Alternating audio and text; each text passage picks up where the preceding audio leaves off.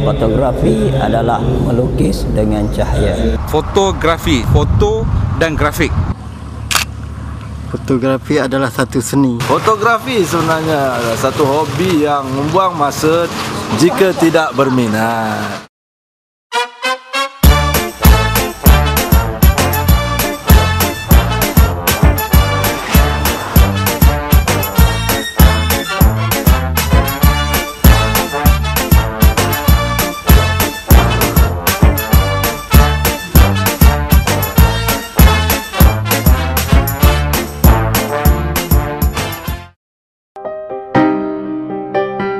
Begitulah beberapa pendapat berkaitan seni fotografi. Walau bagaimanapun, pandangan mereka, pencinta atau peminat seni fotografi semakin meningkat di kalangan orang ramai, khususnya kaki tangan Universiti Kebangsaan Malaysia. Hal ini boleh dilihat melalui peningkatan jumlah peserta yang memohon untuk menyertai bengkel foto yang dianjurkan oleh unit latihan bahagian sumber manusia Jabatan Pendaftar UKM dengan kerjasama penerbit UKM. Pada kali ini, iaitu dari 15 hingga 18 Mac 2012, bengkel foto telah dijalankan di Bandar Kota Baru, Kelantan. Bandar Kota Baru telah dipilih kerana beberapa ciri yang dimiliki olehnya. Bandar Kota Baru mempunyai keluasan lebih kurang 200 km persegi dengan jumlah penduduk lebih kurang 450,000 orang. Perkembangan bandar ini bermula dalam tahun 1844. Ia merupakan pusat pentadbiran, perdagangan, kebudayaan dan sebagainya. Banyak lokasi menarik yang wujud di sekitar bandaraya berkenaan. Bandaraya ini juga telah menjadi pilihan kerana ia kaya dengan warisan seni budaya yang tentu sekali akan menjadi subjek penting untuk dirakam oleh peserta bengkel. Sepanjang berada di Kota Baru, para peserta bengkel telah mengambil peluang merakamkan pelbagai subjek-subjek yang menarik. Segala mercu tanda di sekitar bandaraya tersebut telah diabadikan oleh lensa kamera mereka. Pelawat juga kelihatan di mana-mana sahaja di lokasi menarik di sekitar bandar Kota Baru ini. Mereka sentiasa mengabadikan kunjungan mereka ke sini untuk dijadikan kenangan setelah meninggalkan bandar ini nanti. Segala informasi berkaitan bandar Kota Baru dan sekitarnya boleh didapati dengan mudah di sini. Pasar Siti Khadijah merupakan pasar yang terkenal di bandar Kota Baru ini. Segala barangan boleh ditemui di pasar berkenaan. Kesibukan aktiviti di pasar ini tidak dilepaskan oleh peserta bengkel. Segala subjek dicari dan segala sudut di segenap pasar ini diamati. Pasar ini mempunyai 4 tingkat. Tingkat bawah menjual barangan basah. Tingkat 1 menjual barangan kering. Tingkat 2 dan tingkat 4 menjual barangan bukan makanan. Uniknya, Pasar Siti Khadijah ini ialah kebanyakan peniaga yang berniaga di sini terdiri daripada kaum wanita. Aktiviti perniagaan akan dihentikan seketika setiap kali masuk waktu solat. Perniagaan di sini bermula jam 6 pagi dan tamat pada jam 7 malam. Kelihatan para peniaga di sini sibuk melayan pelanggan mereka. Aktiviti perpindahan wang dan barang-barang dari tangan ke tangan sentiasa berlaku tanpa henti. Umpama ia menjadi denyut nadi pasar tersebut. Di sudut mana sekalipun di pasar ini, kelihatan peserta bengkel foto mengintai subjek untuk dirakam. Mereka sabar menunggu saat dan ketika untuk merakam sesuatu yang mempunyai nilai estetika dalam seni fotografi.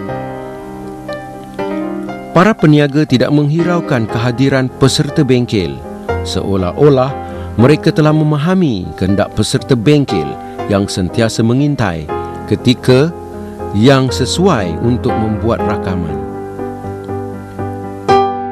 Selain Pasar Siti Khadijah, yang sentiasa sibuk dan hidup dengan aktiviti perniagaan. Sekitar bandar ini juga kaya dengan lokasi-lokasi menarik untuk dikunjungi. Pelancong yang datang berkunjung ke Kota Baru ini datang dari serata tempat. Di Pantai Cahaya Bulan yang satu ketika dulu dikenali sebagai Pantai Cinta Berahi, juga terdapat ramai pengunjung. Kehadiran mereka di pantai ini mungkin ingin melihat keindahan pemandangan di sini. Mereka mungkin ingin merasai tiupan bayunya yang nyaman, atau ingin mendengar deruan ombak yang sentiasa patuh kepada kuasa pencipta yang sentiasa berlumba-lumba berkejaran menghempas ke pantai. Peserta bengkel tidak melepaskan peluang untuk merakamkan segala aktiviti di pantai ini. Aktiviti perniagaan masyarakat tempatan juga wujud di sekitar pantai berkenaan. Setelah penat mencari dan merakam subjek, peserta mengambil peluang berehat sambil menjamu selera dan membasahkan tekak yang kering dalam tiupan bayu Laut Cina Selatan. Daya kreativiti boleh tercetus di mana-mana dan pada bila-bila masa. Idea yang tercipta ini memang sepatutnya tidak dipersiakan dan sewajarnya diabadikan di kamera masing-masing. Berikutnya, para peserta bengkel mula bergerak untuk mengunjungi kediaman seorang pakar dalam membuat hulu dan sarung keris. Sebelum itu, mereka mengambil kesempatan merakam foto di gerai-gerai yang menjual pakaian batik yang beraneka corak dan rata-rata kelihatan cantik. Di kediaman pakar membuat hulu dan sarung keris berkenaan, peserta tidak membuang masa dan terus membuat rakaman segala hasil ciptaan seni Encik Rashidi Hussein yang dipamerkan. Tak ada siapa pun mengetahui dengan tepat bila keris mula dicipta. Namun begitu, mengikut tulisan Stamford Raffles, arca keris terdapat pada sebuah candi bertarikh 1361 di Jawa. Terdapat juga pendapat mengatakan keris Majapahit telah dicipta pada abad ke-7. Pelbagai soalan juga diajukan kepada beliau dan semua soalan dilayan dengan senang hati oleh Encik Rashidi. Melalui perbualan tersebut, maka diketahui bahawa beliau telah menceburi bidang berkenaan lebih daripada 20 tahun. Kepakarannya telah diwarisi daripada ayahnya. Menurut Encik Rashidi lagi, pemilihan kayu untuk membuat sarung dan hulu keris dipilih dengan penuh teliti serta ia memerlukan masa yang panjang untuk disiapkan. Beliau juga pernah membuat sarung dan hulu keris untuk seorang sultan dengan bayaran ratusan ribu ringgit untuk 3 bilah keris. Peserta bengkel banyak mendapat maklumat berkaitan keris selama lebih kurang 1 jam berada di kediaman Encik Rashidi. Banyak juga subjek yang mereka rakamkan sepanjang masa mereka meluangkan masa berbual mesra dengan Encik Rashidi.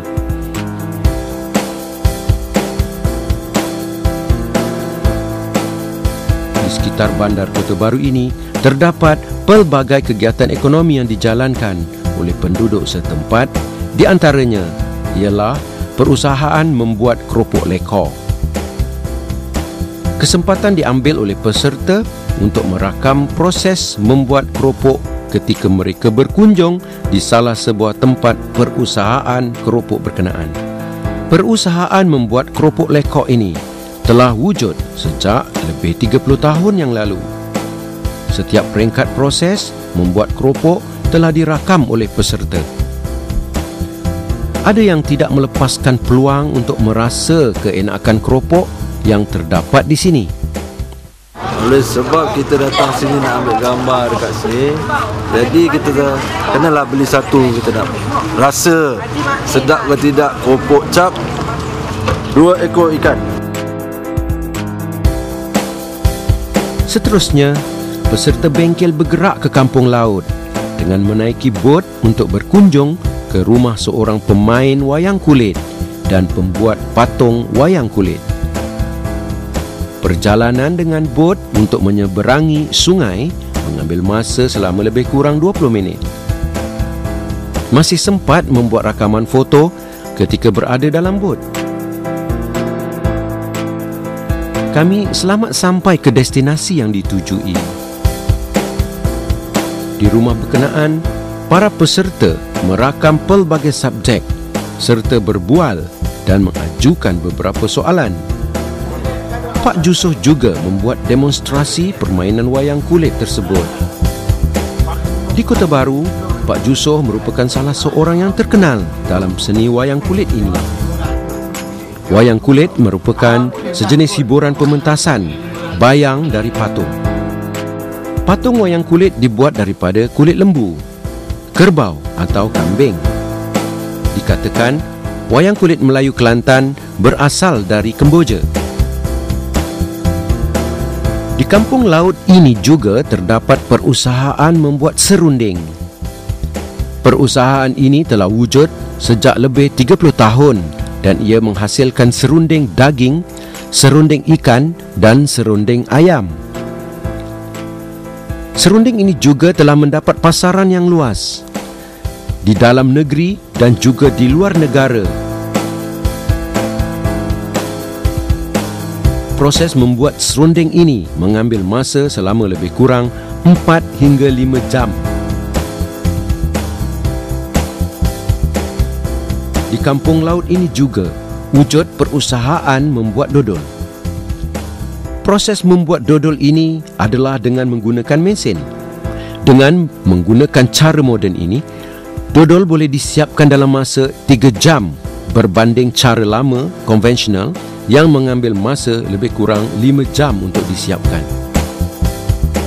Dari kampung laut, peserta bengkel kembali semula ke Kota Baharu dengan bot yang sama untuk melawat ke sebuah rumah yang menjalankan perniagaan membuat martabak yang dikenali sebagai martabak raja.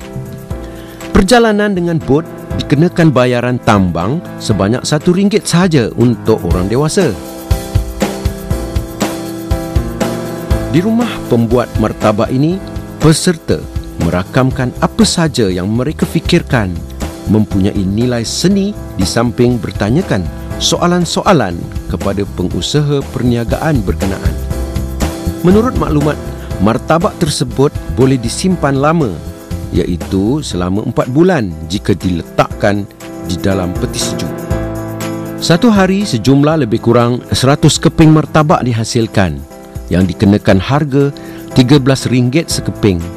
Martabak yang dihasilkan sentiasa habis dijual. Martabak RM1, sedap dan lazat. Di Bandar Kota Baharu juga terdapat perusahaan menenun kain songket. Perusahaan ini juga telah bertapak agak lama di sini. Menurut pekerja yang ditemui, selama 10 hari diperlukan untuk menyiapkan 2 meter kain songket ini.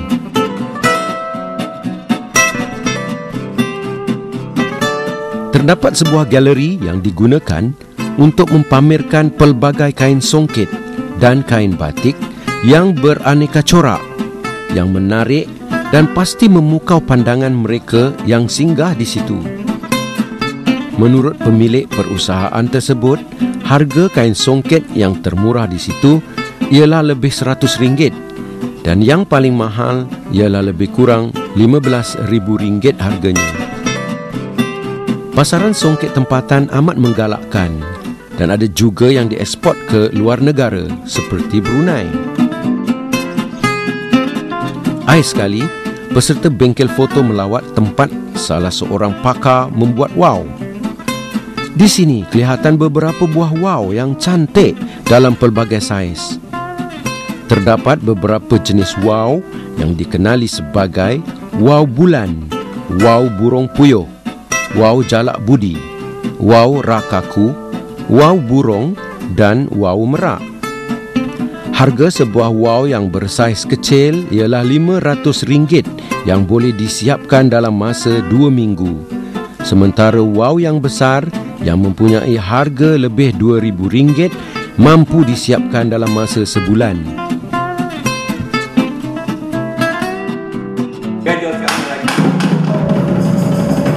Sekitar Kota Baru juga kaya dengan warisan seni yang lain. Pada waktu malam, peserta bengkel telah menonton persembahan wayang kulit di kompleks budaya sambil membuat rakaman foto persembahan seni tersebut. Persembahan wayang kulit berkenaan berlangsung selama kira-kira 2 jam. Seterusnya, peserta bengkel mengambil peluang menonton dikir barat di pusat kebudayaan di Kota Baru. Mereka merakam segala yang terdapat di pentas dan juga di kalangan penonton. Dikir barat merupakan satu bentuk persembahan musikal yang mempunyai peminat yang ramai di Kelantan. Menurut sejarah, dikir barat dimainkan oleh kaum lelaki. Namun beberapa tahun kebelakangan ini, ia turut disertai oleh kaum wanita. Persembahan dikir barat tersebut berakhir lebih kurang jam 11 malam. Setelah puas menjelajah di sekitar bandar Kota Baru serta merakam pelbagai subjek dan alam sekitar, maka semua peserta membuat pilihan foto yang tercantik untuk dipersembahkan di hujung bengkel berkenaan.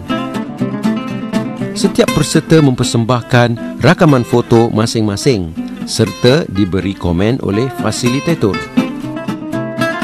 Apa yang diharapkan daripada setiap bengkel yang dijalankan ialah bengkel ini diharap mampu mencetuskan rasa minat yang mendalam di kalangan peserta untuk menjadi juru foto yang berjaya di masa hadapan.